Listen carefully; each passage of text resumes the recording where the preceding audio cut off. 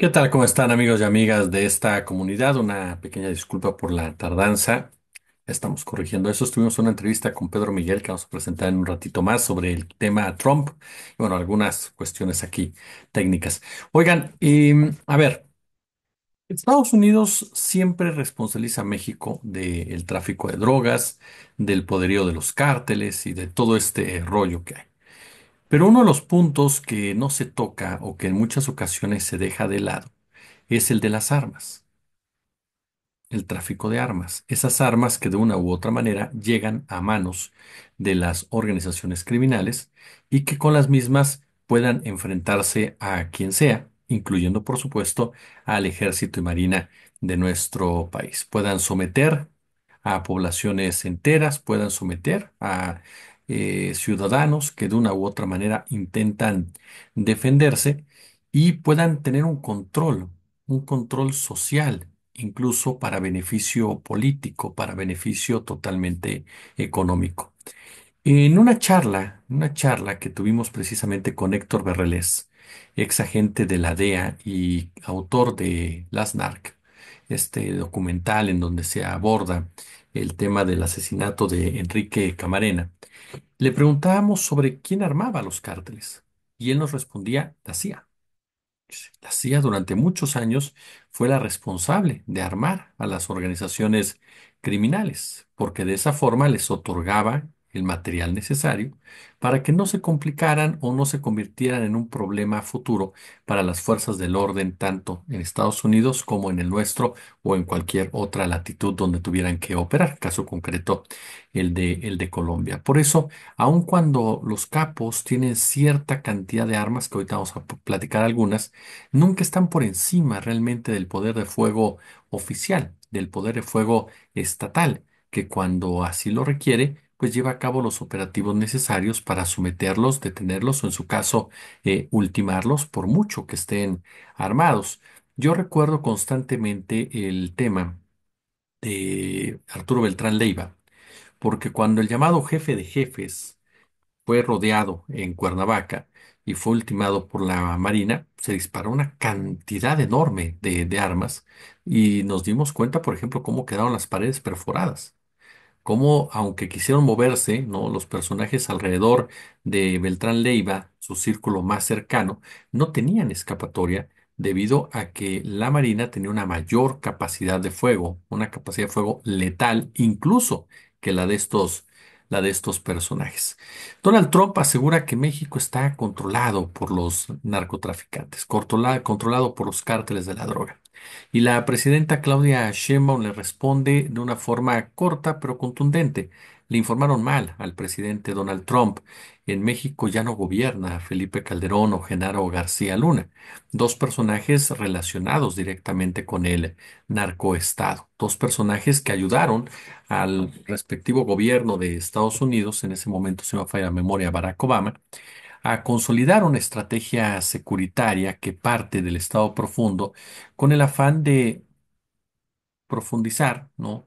El intervencionismo a través del mercado de las drogas, el desplazamiento que llevara precisamente al control de territorios, el sometimiento de la población para poder evitar algún tipo de protesta por la precarización salarial, por la precarización de la vida como tal, tan necesaria para las élites económicas, quienes son las grandes creadoras de las llamadas crisis financieras, de las cuales ellos son los que resultan fortalecidos. Mientras todos perdemos absolutamente todo en esas crisis, ellos, sin embargo, se mantienen totalmente intocables y si llegan a tener por ahí alguna pérdida, la recuperan con creces al paso de los años.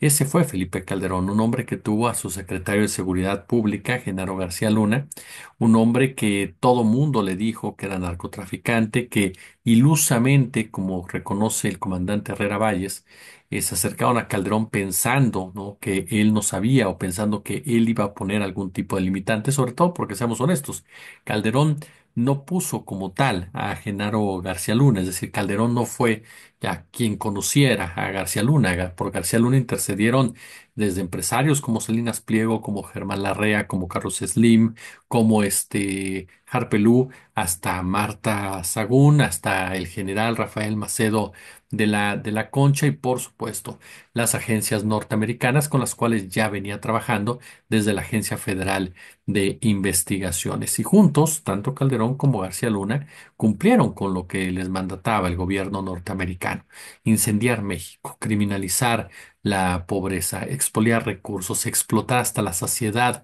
a la población, entregar literalmente nuestras riquezas a la iniciativa privada. Es decir, fue la etapa en donde se conjugaron esos tres factores de los cuales hemos hablado, ¿no? Tu imposición económica basada precisamente en la violencia, basada en una falsa política.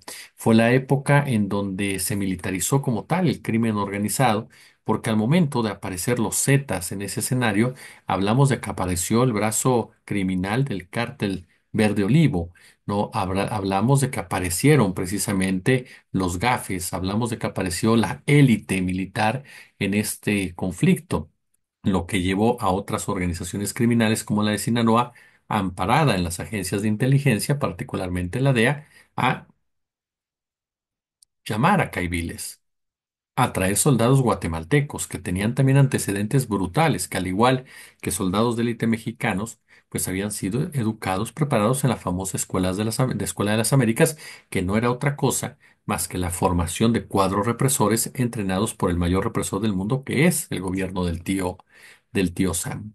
Entonces, estamos ante un escenario en que durante esta gestión de Felipe Calderón se incrementó de manera brutal la violencia por este enfrentamiento que hubo entre diferentes élites para tener el control del mercado de las drogas y para poder penetrar en el miedo de la ciudadanía, para poder, por supuesto, imponerse de tal forma a la ciudadanía que no se aspirara en ningún momento a enfrentarlos, como posteriormente pasó con las llamadas autodefensas de Michoacán, que terminaron siendo cooptadas también por el crimen de la mano del gobierno de Enrique Peña Nieto.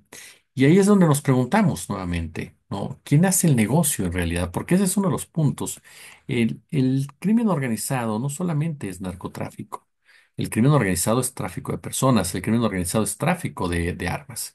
¿Y quién gana más, ¿no? Que en una guerra perpetua, como se ha convertido ya la mal llamada guerra en contra de las drogas, en una guerra constante, en una guerra que no deja descanso, que no deja respiro a los estados, a las poblaciones que tienen la maldición de convertirse en el blanco de la Unión Americana, particularmente por la siembra de distintos estupefacientes, de distintas drogas, por la producción de los mismos. Hablamos de que el tráfico de armas juega un papel determinante y aun y cuando hay todo un ecosistema al respecto que nos puede llevar a pensar o creer cómo las adquieren, me parece que la cantidad ya que ingresa a nuestro país es de verdad tan grande que es difícil pensar en que sea solamente un tráfico hormiga. Por ejemplo, 74% de las armas que matan a mexicanos llegan desde Estados Unidos. Y esto lo dice la Agencia de Alcohol, Tabaco, Armas de Fuego y Explosivos, la ATF. Hay un reporte también que dio el gobierno pasado de López Obrador, un reporte de la Sedena, en donde se da a conocer que se utilizó armamento nunca antes registrado en territorio nacional durante los últimos años por parte de los miembros del crimen organizado, a tal grado que pudieron penetrar blindajes de vehículos. Hablamos de cartuchos calibre 12.7 por 99 milímetros, API-7, mismos que tienen una velocidad de 903 ms y un alto grado de penetración, además de ser trazador e incendiario. Es decir, dichas armas, también conocidas, otras más que aparecieron en el radar como M2 o Browning 50, fueron diseñadas a finales de la Primera Guerra Mundial y son reconocidas por disparar el cartucho más grande y más potente. Todo esto que les digo, desde este, este arsenal para penetrar blindajes como estos Browning o M2, te habla de armas de uso exclusivo de los ejércitos y de dónde salen esas armas, quién fabrica precisamente esas armas. Por ejemplo, armas como la Barrett M82, el AK-47, el M16, la R-15, la ametralladora XM134, no han sido identificadas. Por supuesto, no fueron reportadas por el ejército en ese informe, sin embargo, sí han sido identificadas como las armas predilectas de los narcotraficantes. Ahora, No es que uno se dé golpes de pecho, ni mucho menos. Por supuesto que existe también mucha corrupción en México para la adquisición de esas armas. Pero en México no es fácil comprar un arma, ¿no? Claro que hay todo un mercado negro, digo, basta ir a Tepito, basta ir, por supuesto, a ciertas zonas del país para encontrarlas, pero aún así no es tan fácil encontrar este tipo de armas. En México hay dos tiendas, dos armerías, ¿no? En todo el territorio nacional. En Estados Unidos son más de 67,000, más de 7,000 solo en Texas. Y aquí el punto cuál es, que si tienes 18 años, eres ciudadano de Estados Unidos, tienes dinero, puedes comprar 5R15 y salir sin ningún problema. De ahí se basa, ¿no? La postura de decir, bueno, hay un tráfico de hormiga, ¿no? Que le llega precisamente a los cárteles. ¿Por qué? Porque las colocan a las armas en sus automóviles y cruzan la frontera sin que otra vez las aduanas de Estados Unidos hagan el trabajo para combatir al crimen organizado. Pero lo cierto es que diariamente se producen, se venden, se exportan o importan miles de armas, de piezas, de componentes, de accesorios, de municiones en todo el mundo. Son un verdadero negociazo para las empresas que se dedican a eso, empresas que todas ellas, particularmente las más importantes, están asentadas en suelo norteamericano. Cuando se dan a conocer, por ejemplo, las cifras sobre el total de las armas de fuego, yo la verdad no les creo mucho porque crece día con día. Pueden ser muy engañosas. Yo recuerdo cuando la ONU señaló que era difícil calcular realmente el inventario de armas de fuego, ya que la información de acceso público disponible sobre productores, lo que incluye el tipo, cantidad y valor de sus productos y propietarios, pues solía estar dispersa, solía estar incompleta o de plano, no existir. Incluso hubo una investigación por parte de John Lindsay Poland, de Alto las Armas de Estados Unidos a México, en donde, y que fue recuperado por el país, no mal recuerdo, y en donde se da a conocer que hay un río de hierro en México, ¿no? ¿Por qué? Porque se da información muy importante relacionada precisamente al flujo de armas que transitan de Estados Unidos a México y que obviamente en un primer plano tiene su origen en miles de armerías estadounidenses. eh, por ejemplo, se indicaba que la violencia armada en México había aumentado precipitadamente en las últimas 2 décadas, alimentadas por fusiles que llegan de Estados Unidos, y que desde que en 2004 expiró la prohibición federal de venta de armas de asalto en Estados Unidos, a lo que siguió la guerra contra el narco iniciada en 2007 por el gobierno de Calderón, pues la venta de armas se fue para arriba. Ahora, insisto, para mí no podemos dejar de lado la venta directa de la CIA, más allá de las armerías, más allá del tráfico hormiga. Sinceramente, conforme se ha dado a conocer información, conforme avanza la información y notas el peso específico del gobierno norteamericano en su estado profundo en la violencia generada por el narco, sinceramente, creo que pensar que solo por armería se arman estos personajes es tener la información incompleta. Sinceramente, ¿cuál es la participación de las grandes empresas de armas en la venta de los mismos a los cárteles? A mí me parece que es, sin duda alguna, factor fundamental.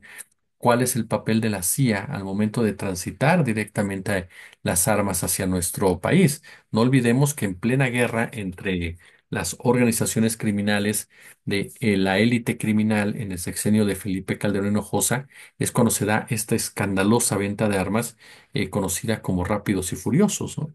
Cuando el gobierno norteamericano falla de repente, después de pasar en complicidad con el gobierno mexicano, ¿no? Una cantidad fenomenal de armas de fuego, memorándums de procedimiento de venta de armas firmados por Hillary Clinton, por parte de la Oficina de Campo de Arizona, de la Agencia de Alcohol, Tabaco, Armas de Fuego y Explosivos, y todo esto que desarrollaron una serie de controvertidas operaciones, dicen ellos, sin la aprobación, sin el conocimiento del gobierno mexicano de Felipe Calderón, que tampoco, aunque lo hubiera sabido, hubiera podido hacer gran cosa. Yo creo que sí lo sabía.